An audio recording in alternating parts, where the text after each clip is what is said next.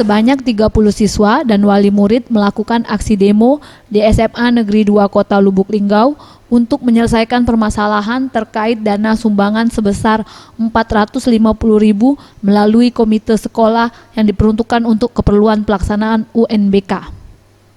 Para siswa dan wali murid yang datang ke sekolah ini ingin mendengarkan langsung penjelasan dari pihak sekolah mengenai uang komite sekolah tersebut karena dinilai cukup memberatkan. Sejumlah tuntutan yang disampaikan wali murid agar segera ditindaklanjuti pihak sekolah untuk segera menyelesaikan persoalan ini dengan cara mengundang kembali seluruh komite.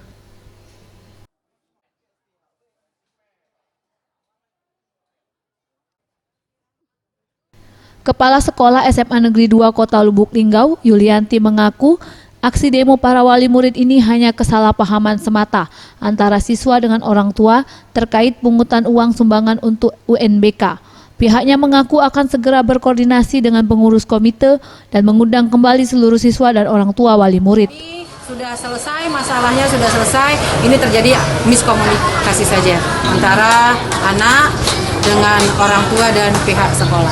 Jadi ini tadi akan hasil yang pertemuan kami ini akan kami rapatkan dengan pengurus komite, akan kami rapatkan komite ulang kembali, hasilnya kami keluarkan dengan komite. Jadi semua siswa itu diundang? Ya? Semua siswa akan kami undang lagi dan kami minta tekankan wali siswa itu untuk meyakinkan bahwa harus hadir orang tuanya. Karena kalau masih cak ini lagi, bakal cak ini lagi, percuma. Emang apa sih masalahnya?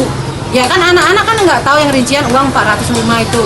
Jadi kita kan ada program komite untuk merehab ruangan belakang, itu mungkin ada rapnya, merehab ruangan belakang. Kami rapat tanggal 25 Agustus dan hasil rapat itu kami edarkan.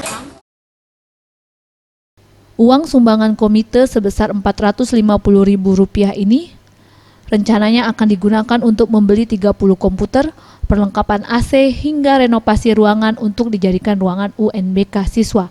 Tim Liputan Sriwijaya TV.